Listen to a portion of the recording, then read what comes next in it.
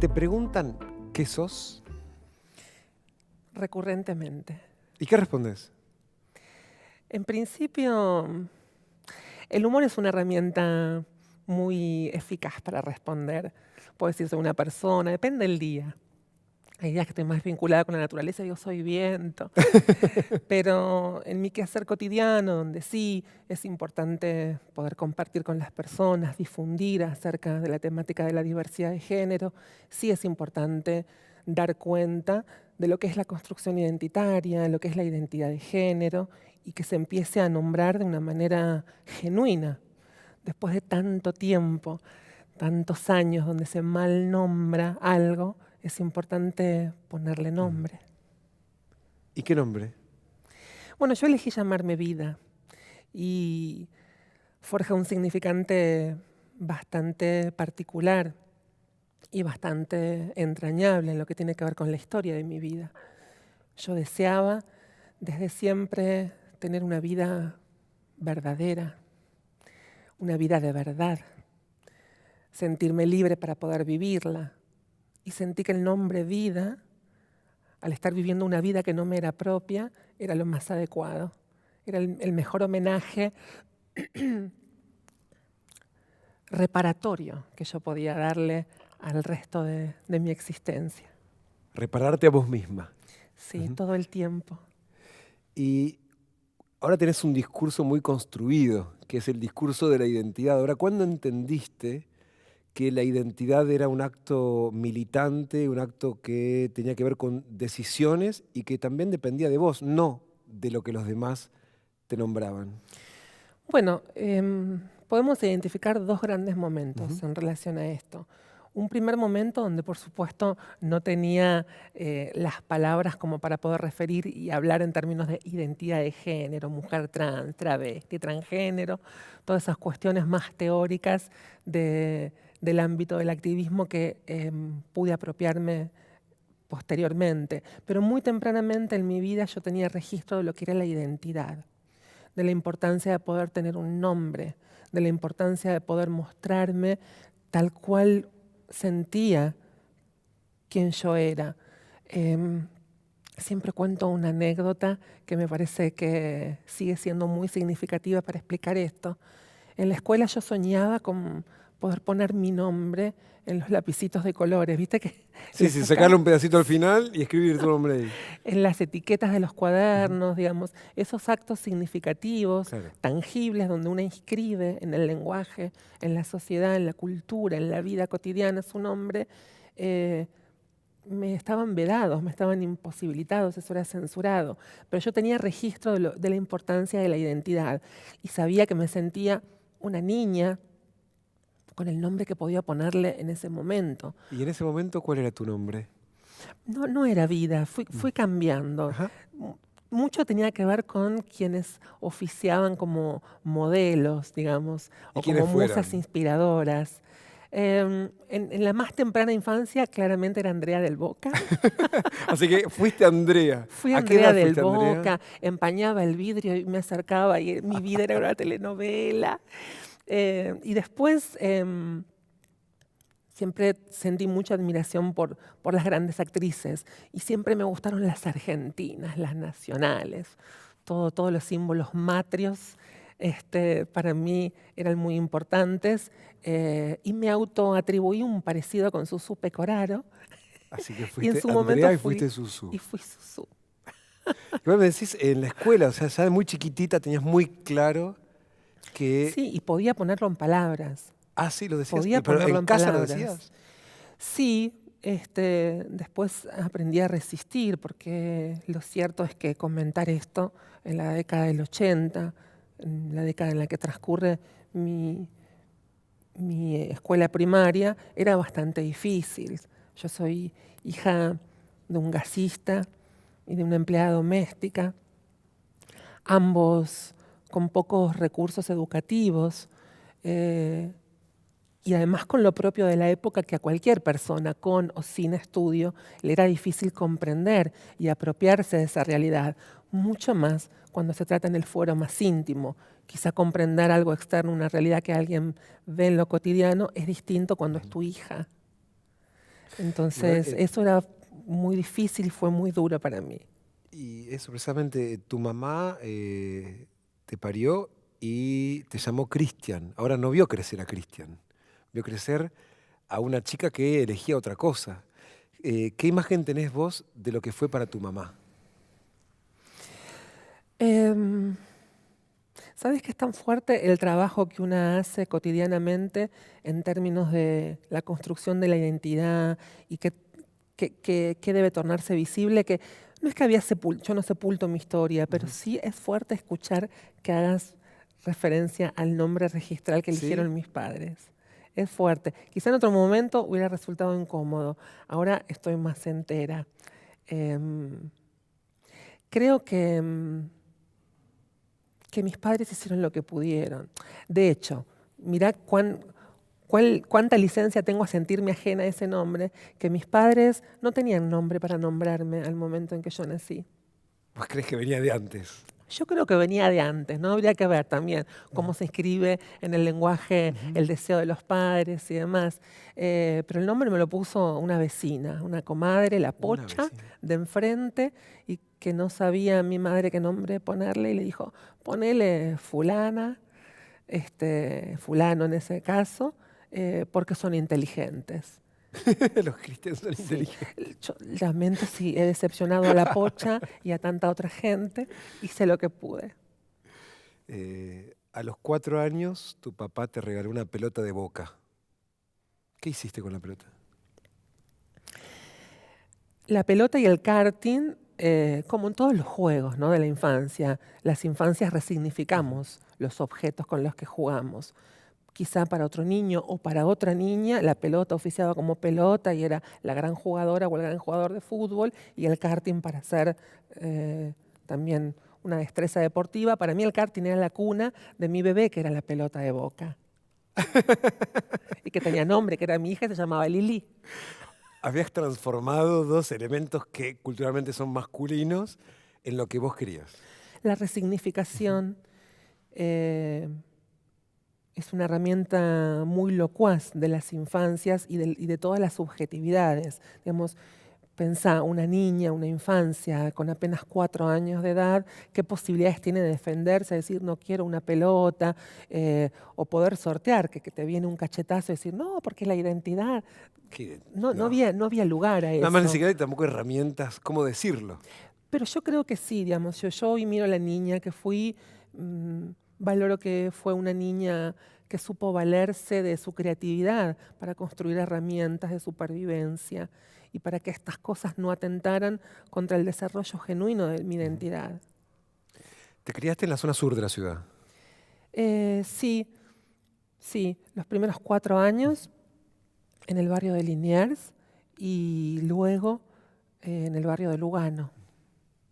¿Y cómo fue ser esa niña que se veía a sí misma como niña y que no necesariamente los demás la veían así en Liniers, en Lugano? Em, Bueno, que fue duro es una obviedad. Lo que sí puedo contarte en relación a eso, que es la sensación que me vino al escuchar eso, al evocar ese recuerdo, es que yo no comprendía, en un primer momento, yo no comprendía que andaba mal. No comprendía por qué se me insultaba, por qué se me segregaba, por qué se me pegaba. Se te pegaba. Sí, claro. ¿Y cómo era esa escena? Y siempre en los barrios pasa eso, ¿viste? Que vamos a cagar a palo a la diferente o el diferente. Y en Em, ese momento, cuando te nombraban, ¿con sí. qué nombre, con qué etiqueta te mencionaban la diferente? ¿Qué eras? Bueno, lo que sucede en la mayoría de las identidades trans en las infancias. Nadie dice vos, futura trans, futura travesti, futura Ujú. personalidad destacada de los derechos humanos. Nadie me decía eso, futura gran actriz. Me decían maricón, digamos, cosas Claro, siempre, el puto del barrio. claro, en el género masculino siempre, ¿no?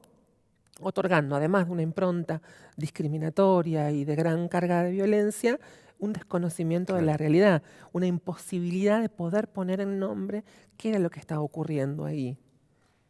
Y lo que estaba ocurriendo ahí no era otra cosa sino el desarrollo que cualquier otra persona.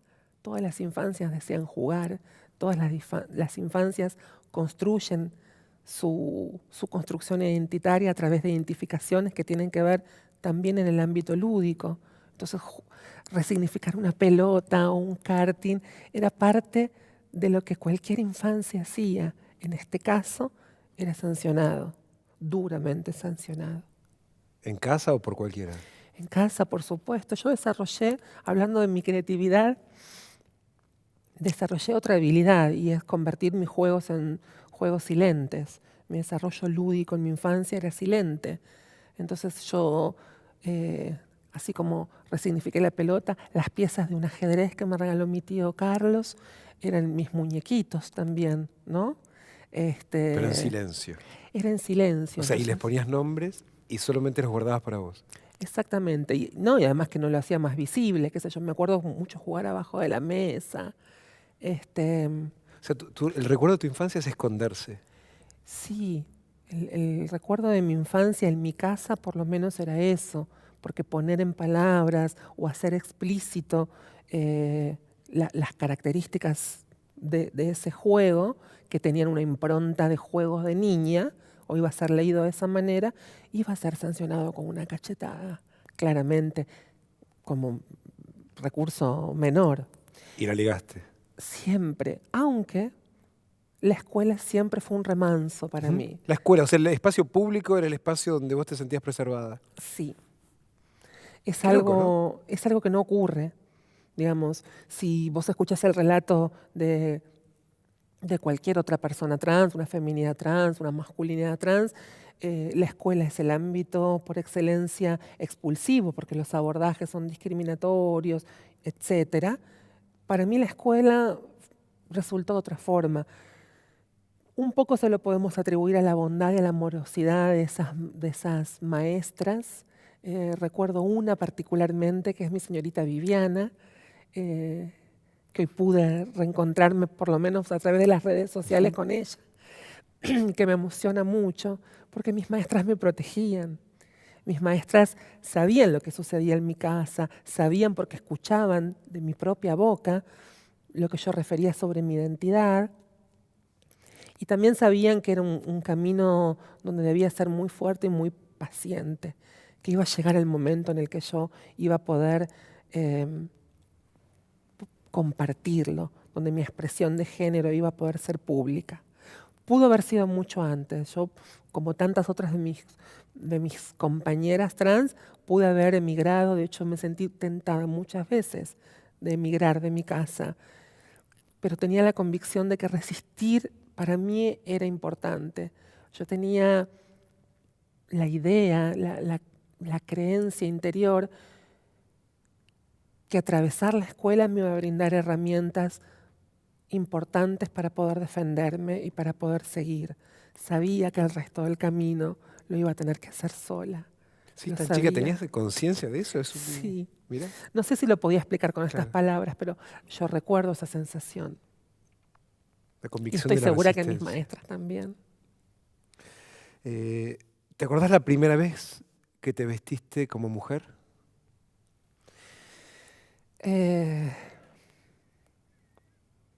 Hago esta pausa porque no sé lo que es vestirse de mujer. No sé qué será vestirse de mujer.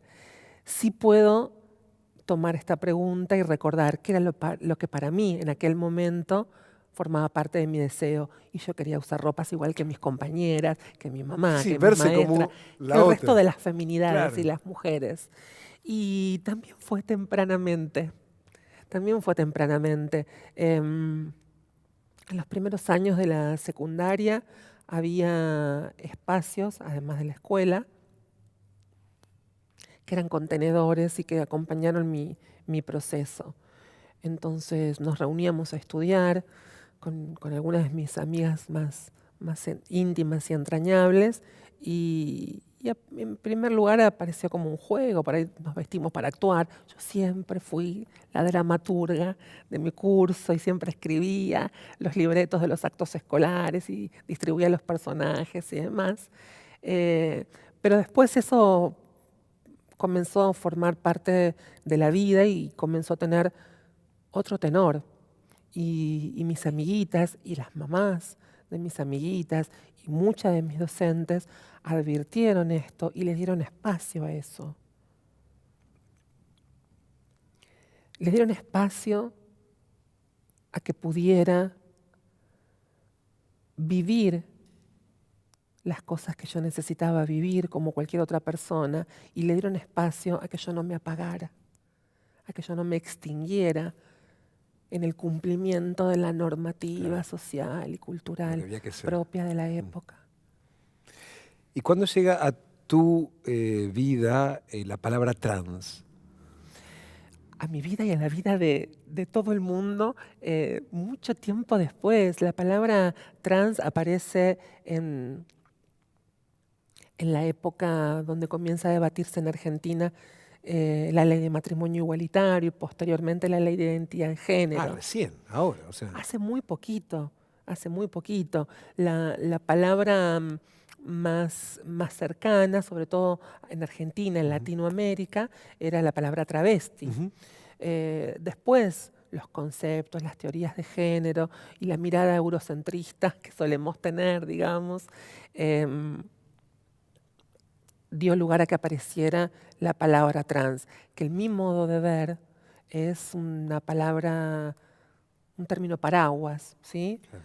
Una de las acepciones que el lenguaje le otorga a la palabra trans es más allá de, entonces, más allá del sexo asignado al nacer, claro. Y más allá de la interminable e infinita gama de posibilidades de autorreferirse, de autoidentificarse, de cómo cada una y cada uno se inscribe en el lenguaje, la palabra trans podría operar como una suerte de abrazo. Igual, la palabra travesti no te explicaba a vos. O sea, vos elegiste ser mujer. Sí. ¿Sos mujer? ¿Te sentís así? Sí, soy una mujer trans. Soy una mujer trans. Yo no podría renegar nunca, no podría decir o pasar entre el común de la gente y decir, hola, ¿qué tal? Las mujeres, sí, yo. Bueno, yo que soy una mujer trans, que luché por tener los mismos derechos y por ser reconocida de igual forma y que pertenezco a un grupo vulnerado donde todavía siguen hostigándonos y no tenemos real y tangible acceso a todos los derechos. Entonces nunca voy a renegar de la palabra trans, y si se me refiere como travesti, lejos de ser una ofensa, es un orgullo porque me anteceden poderosas fuerzas militantes que abrieron camino. El primer beso.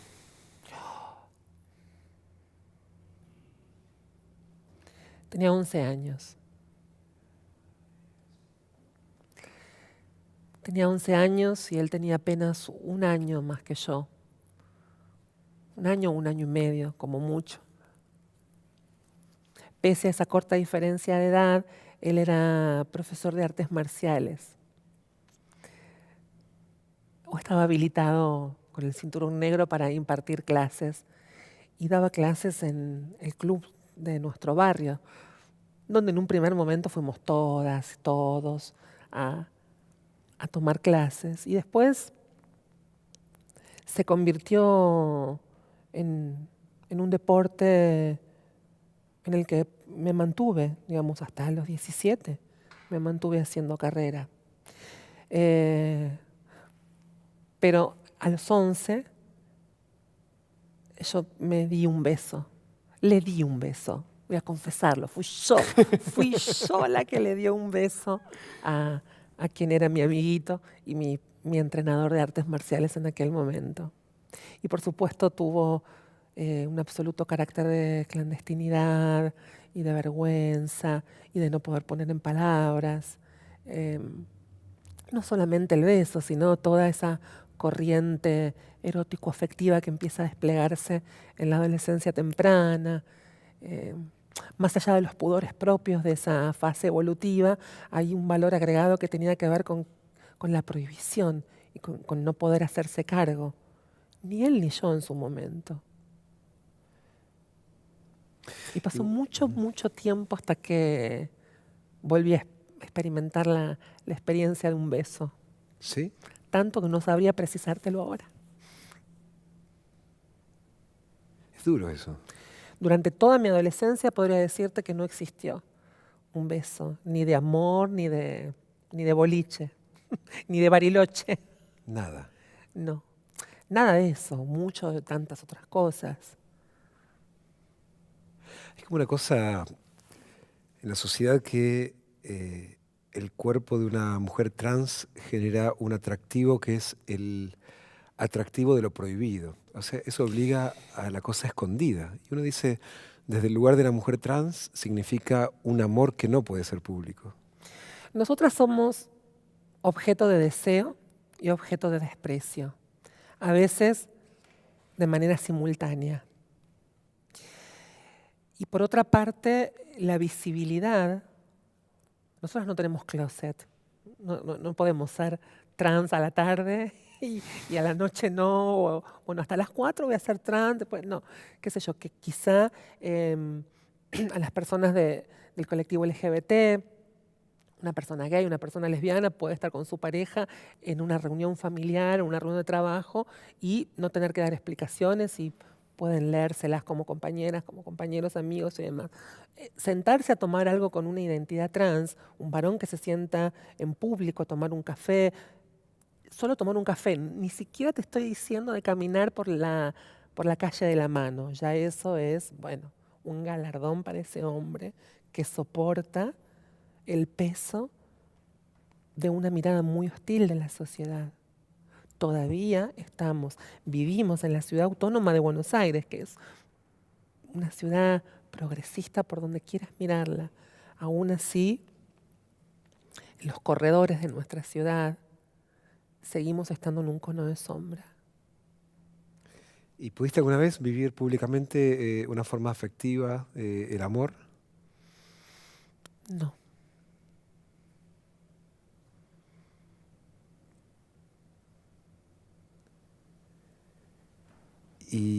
Pero sí me imagino que habrá habido hombres en tu vida. Imaginas bien, hubo mucha gente en mi vida, pero vos me estás preguntando acerca del amor. Sí, sí. Y que además pueda ser público. Exacto, exacto. Eso le otorga una categoría bastante más compleja por esto que estamos hablando.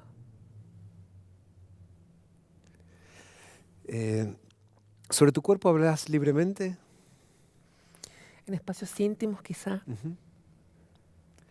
Hay una cosa, me imagino que en el camino de la construcción de la identidad deben pasar mil cosas por la cabeza de una mujer trans. Es decir, ¿qué hago? ¿Qué soy? ¿Hacia dónde voy?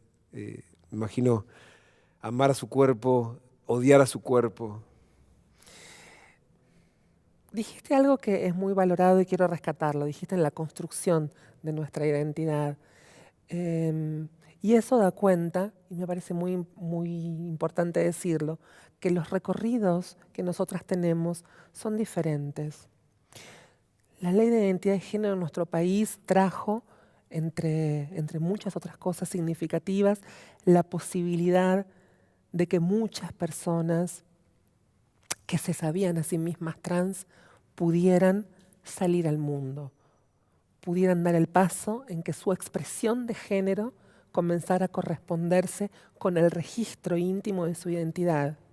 Entonces no es que devino trans de un jueves a un viernes, sino que su expresión de género pudo materializarse en un ámbito que progresivamente fue dando lugar a eso. Y en relación a los cuerpos equivocados o a los cuerpos que se aman o se odian, primero, no existe el cuerpo equivocado, desde mi punto de vista. Si existe el cuerpo equivocado, tendríamos que poder situar cuál es el cuerpo correcto. Y en relación al amor-odio, en relación a nuestros cuerpos, me parece que es una lectura que se puede aplicar de una manera mucho más amplia.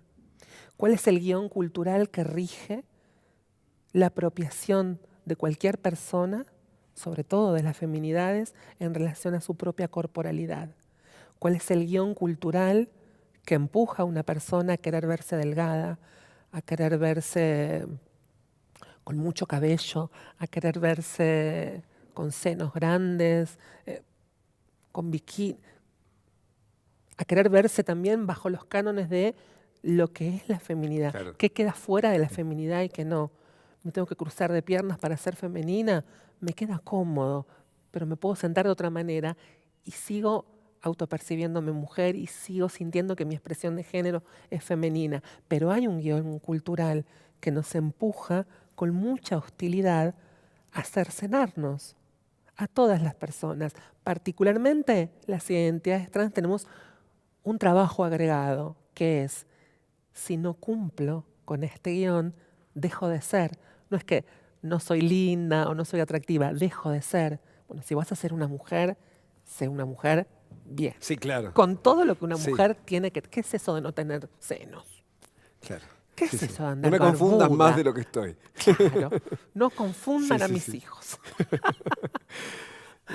¿Cómo zafaste de ese destino trágico que tienen la mayoría de las trans, que es la prostitución, el mundo de la violencia, las drogas, las cirugías clandestinas y que lleva a una muerte prematura, por lo general cerca de los 40?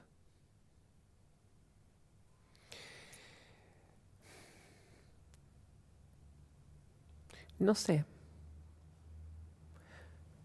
Al día de hoy me sigo haciendo una pregunta que cada tanto me aparece con la fuerza neurótica de la repetición y es cómo la vida me trajo hasta acá. Cómo la vida me trajo a estar sentada hoy acá en un programa de televisión hablando de mí y refiriendo en relación a tantas otras personas que se pueden sentir identificadas. Es un camino de resistencia. No sé qué diseño curricular hice para poder mantenerme abrazada a mi deseo. Y mi deseo no fue ser una trabajadora sexual. No pongo ningún manto de moralidad sobre el ejercicio de ese trabajo. Pero nunca se te cruzó. Pero también comprendo que para muchas no hubo otra opción. Entonces para ellas no constituyó un trabajo, constituyó un método muy duro y muy hostil de supervivencia. Yo fui empleada doméstica, yo fui paseadora de perros, yo fui vendedora de cosméticos de catálogo, de la revistita que se deja y después te traigo el delineador. Yo tuve un microemprendimiento espantoso donde yo hacía mis propios dulces, alegóricamente con mi nombre, se llamaba Dulce Vida y me los compraban por misericordia porque eran horribles. Yo hice muchas cosas para sobrevivir. Fui una persona nómade, me fui de mi casa a los 17, a los 18 recién cumplidos, una vez que logré mi primer gran objetivo, que era terminar la escuela, y empecé a arrastrar mi bolsa de consorcio, porque en un momento ni bolso tenía, de una casa a otra, viviendo de prestado, siempre con buenos recibimientos, ¿no? Con mucha hospitalidad de parte de los afectos que acompañaron todo ese trayecto. Insisto, no sé cómo zafé. Lo que sí puedo decirte, y te lo voy a decir como lo pude escribir en una obra de teatro, es que siempre sentí que la muerte me esperaba a la vuelta de la esquina. Bueno, es lo que le pasa a la mayoría de las trans. No sigue pasando. Trajiste el teatro. Con tu bolsa de consorcio llegaste a estudiar actuación y psicología. Sí. No en ese orden. Primero psicología Psicología y y actuación. después... ¿Cuántas licenciadas en psicología trans hubo antes que vos?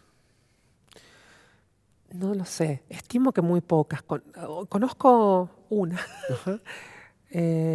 Dos. Otra compañera que se graduó hace poquito en Córdoba.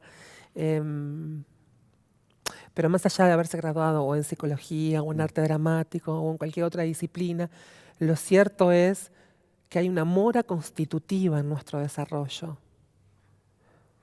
La mora es una esencia constitutiva para nosotras porque llegamos tarde. Entonces, estoy segura que de acá a 5 años, ni siquiera te digo 10, vamos a poder observar una camada que arroje un resultado de lo que pudimos construir durante mucho tiempo. Pero falta todavía para eso. Falta porque un desarrollo no es indisoluble de otro. Existe, para la educación en la adultez, digamos, hablando de la mora constitutiva, existe una suerte de maridaje entre poder sostener un proyecto formativo y tener, para poder sostenerlo y acompañarlo, un proyecto ocupacional.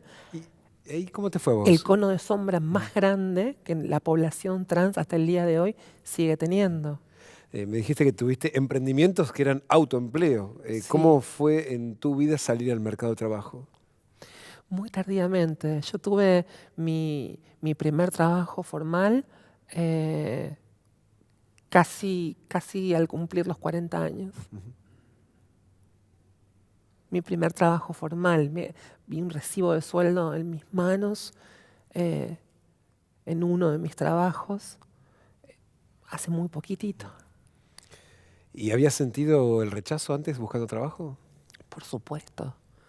¿Cómo Pero es yo la además escena? era tenaz.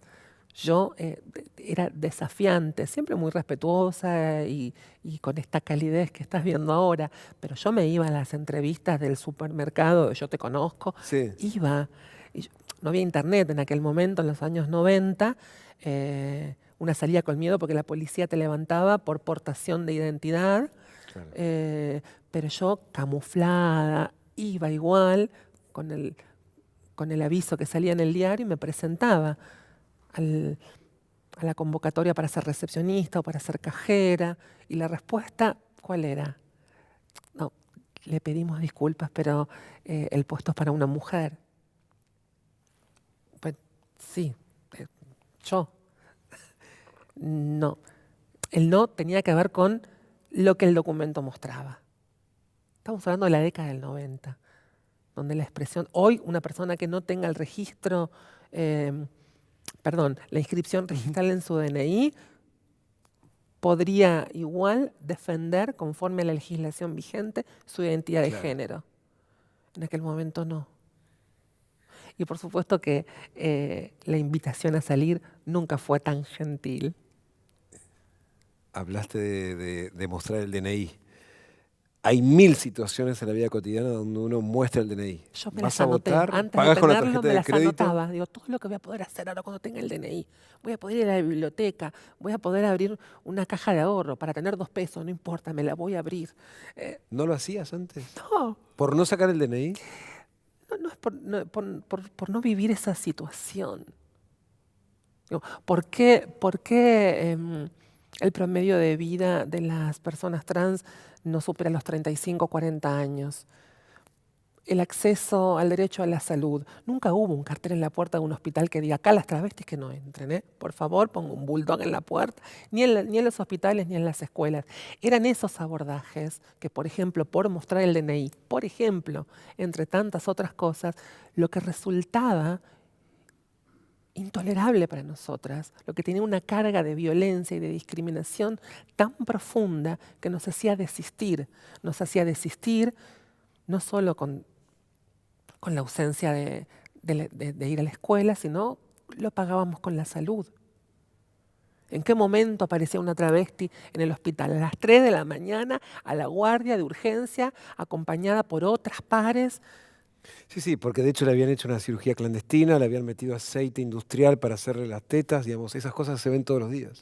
Pero todas, o casi todas, buscamos la legalidad de eso. Yo he ido al hospital de clínicas en los años 90 a solicitar el acompañamiento médico para hormonarme, para asesorarme, ¿sí? Porque también en ese momento en mi vida la panacea de la feminidad tenía que ver con tomar hormonas. Después dije, ¿qué? Entiendo y respeto que muchas compañeras lo hagan y está genial. Mi recorrido fue por ahí y pude prescindir de eso. Mi panacea identitaria tiene que ver con otra cosa.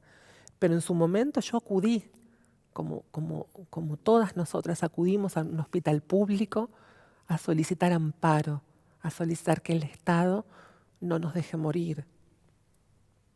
¿Y qué encontraban ahí? La respuesta que más recuerdo fue: yo la comprendo. Ni siquiera yo la comprendo, yo te comprendo, pero el hospital no contempla esta problemática. Ya lo creo. Ya lo creo. Rezan las tumbas de tantas compañeras que esa problemática no fue contemplada durante muchísimos años. Las tumbas de las compañeras. ¿Cuál es la historia que más te conmovió en todos estos años?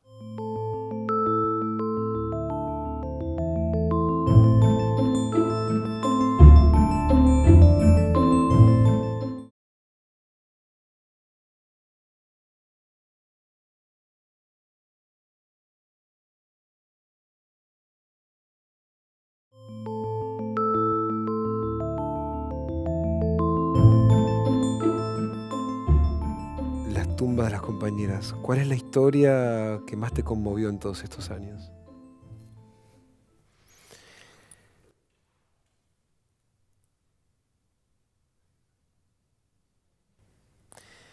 Es imposible poder atrapar una sola, porque pese a nuestras profundas diferencias, nuestros distintos recorridos, cualitativa y cuantitativamente, hay una suerte de comunión que ineludiblemente nos abraza. Y tiene que ver con esto.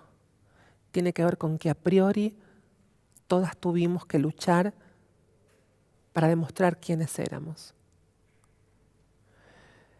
Tiene que ver con que a priori todas tuvimos que luchar para no morir. Y muchas de ellas se murieron en nuestros brazos. Muchas de ellas, aún las más visibles, aún las luchadoras que tenían más visibilidad, más trascendencia pública, política, alguien así como así, en un soplo, pudo borrar la luz de sus ojos, porque se sintió con el pleno derecho a quitarle la vida, porque se sintió con el pleno derecho a decir: vos sos un tipo, vos no sos una mujer y mereces morir.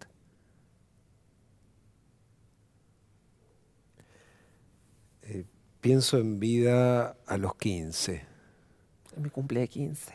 En las compañeritas, vestidito.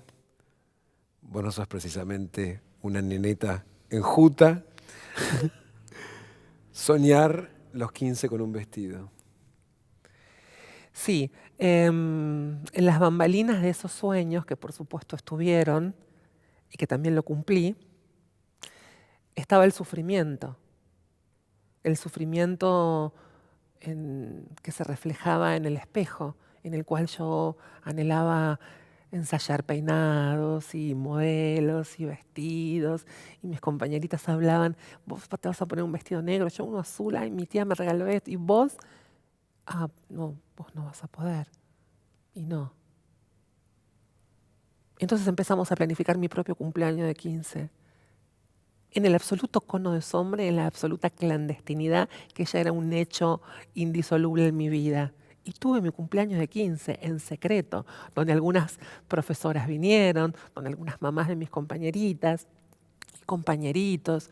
Y tuve mi cumple de 15 en una casa abandonada, entre los ladrillos, un tablón con un mantel precioso. Tuve mi rosa, mi canción, mi ingreso, mis cintitas.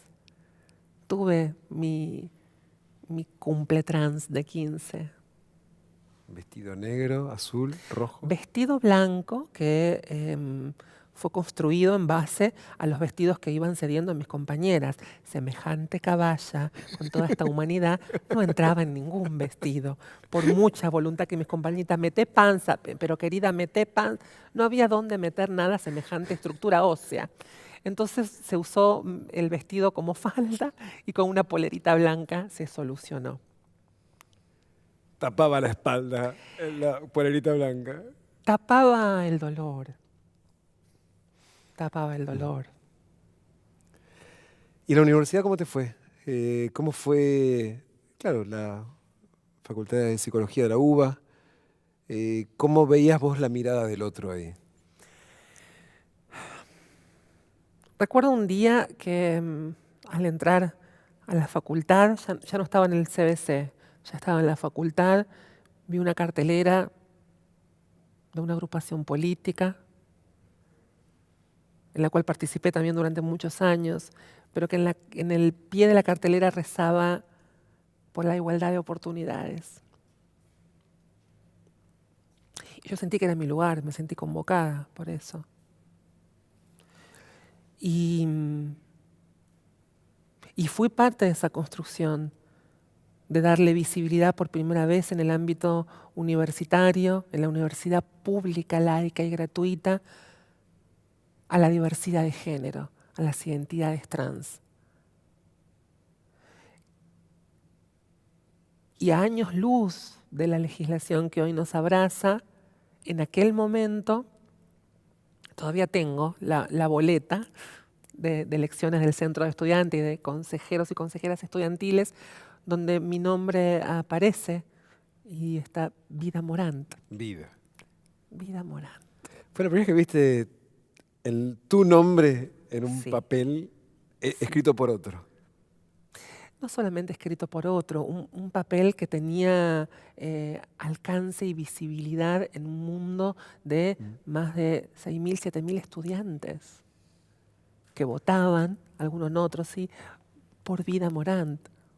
Se han impugnado votos por eso, porque la gente estaba emocionada y decía, dice Vida la boleta. No, bueno. Salían del cuarto porque era Claro, sí, está voto cantado. claro, pero era trascendente que el decano de la facultad en aquel momento me cruzara en los pasillos y me dijera buen día Vida o buen día Morant. Algunos no se animaban a decirme Vida, porque mi nombre también invita a algo del orden de la intimidad, de la cercanía, Vida, Claro. mi vida. Por las dudas le digo Morant, a ver si todavía. Piensan ¿no? mal de mí. Claro. Porque además hay otra cosa ahí. Culturalmente entendimos la identidad de una mujer trans. Ahora, ¿la identidad del hombre que se enamora de una mujer trans? Es una pregunta que nos hicimos todas también, ¿no? ¿Cuál es el objeto de nuestro deseo? ¿Hacia dónde debe dirigirse nuestra mirada? ¿A qué tipo de sujeto es el que dirige su deseo erótico afectivo hacia una mujer trans? No es un varón gay, porque el varón gay siente Sí. atracción física por un Por par, un por un hombre, varón, claro. por lo masculino. Los mismos hombres que han circulado en las bambalinas del erotismo de mi vida me han preguntado, decime la verdad, yo soy gay, lo que vos quieras hacer. Pero en realidad no, en realidad la atracción se dirigía a un cuerpo que representaba, por fuera de los cánones establecidos por la cultura, pero que no dejaba de representar a la feminidad. Entonces, nuestra orientación sexual puede ser heterosexual, puede ser homosexual, podría tranquilamente atraerme una mujer trans. Qué complejo. Qué maravilloso. Sí, claro. Sí. Sí, no por complejo. Qué tiene que ser. maravillosamente complejo.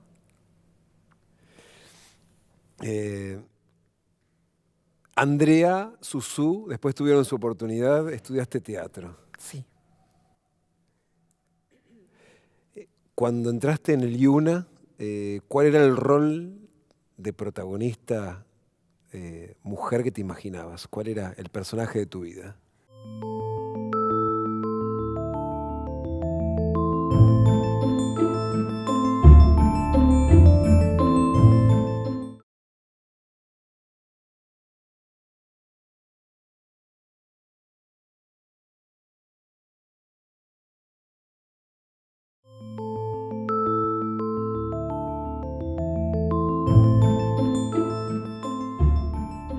Cuando entraste en el IUNA, ¿cuál era el rol de protagonista mujer que te imaginabas? ¿Cuál era el personaje de tu vida? No tuve mucho tiempo en los primeros pasos de soñar con eso porque mi lucha consistía en ser nombrada como vida, en que pudieran tachar de las listas y que puedan referirse a mí de la manera en que correspondía. Así que en un primer momento el sueño estaba opacado por una actividad activista, militante. Así me constituí, así nos constituimos la mayoría de nosotras como activistas o militantes. Nos fuimos a la escuela política, a la formación de activistas. La vida nos mantuvo en permanente lucha, en permanente litigio, en pos de conquistar algo del orden de la dignidad y del trato digno. Pero por supuesto, y respondiendo a tu pregunta, los sueños siempre en mi vida tuvieron lugar. Y mis anhelos siempre fueron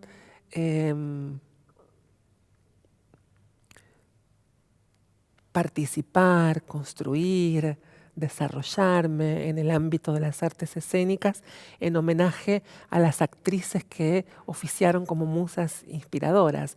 Todas las actrices del ciclo Atreverse, del maravilloso Alejandro Doria, forman parte de mi fuero más íntimo del gran amor y admiración que siempre tuve. Y está siempre en mis trabajos. Lo voy a hacer como la Dufo ahora. O como Alicia Bruso, o como Susú, o como tantas otras amadas actrices nuestras. En esta militancia por la dignidad hay una cosa maravillosa que hicieron que tiene que ver mucho con tu vida, con lo que decías, entender que la educación era la vía, que fue haber hecho la primera escuela, el primer colegio, básicamente para abrazar al colectivo trans, pero no solamente, y permitirles estudiar y darles una oportunidad en el mundo del trabajo. Eso que ahora dice nos suena como casi lógico. Fue un laburo de años poder convencer a la sociedad que hacía falta ese espacio para contener. Sí, desde luego. Y desde luego que no estamos hoy en el mismo lugar que estábamos hace 10, 12, 15 años. Aún así, el ámbito educativo tiene un gran trabajo, un gran recorrido por atravesar, para garantizar que en todos los espacios no debiera existir una sola unidad educativa donde la temática de la diversidad sexual o la diversidad de género presente un interrogante. Mira lo que te estoy diciendo, ni siquiera te estoy hablando de la existencia de un acto discriminatorio. No debiera existir en ningún espacio del ámbito educativo el interrogante acerca de qué abordaje poner en práctica ante esta realidad. ¿Qué abordaje poner en práctica para poner en garantía plena el acceso al derecho sin sexismo, sin discriminación y sin violencia? Ese es un gran desafío que no pienso abandonar. Vida, ¿papá y mamá llegaron a llamarte Vida? No. Mis padres ya no están, ninguno de los dos. Mi madre tuvo una patología a nivel de la corteza cerebral, un tumor cerebral en el frontotemporal izquierdo, que en sus secuelas le trajo una afasia. Una afasia es una dificultad en la elocución y en la comprensión del lenguaje. Y en esos equívocos de mi madre, en esa imposibilidad de poder nombrar con precisión, me decía señorita. No me llamó Vida. No llegó a poder decirme que me amaba. No llegó a decirme que me aceptaba. En el foro íntimo de mi identidad y de mi persona. Pero yo hago todos los días el ejercicio de recordar sus ojos. Y sé que ahí estaba escrito ese amor y esa aceptación. Desde el primer momento, desde el momento en el que junto a mi padre me regalaron la vida.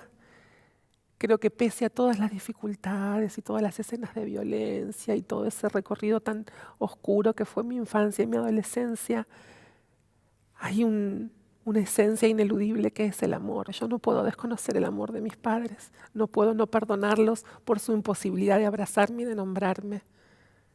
Ya pude yo hacerlo, ya pude yo lograrlo. Y abrazo a todos los padres y a todas las madres que hoy se preguntan qué hacer con esas hijas trans, con esos hijos trans. Abrazo y estoy a entera disposición de esos acompañamientos. Abrazo el amor, que el amor sea la medida primaria en el abordaje hacia esa infancia.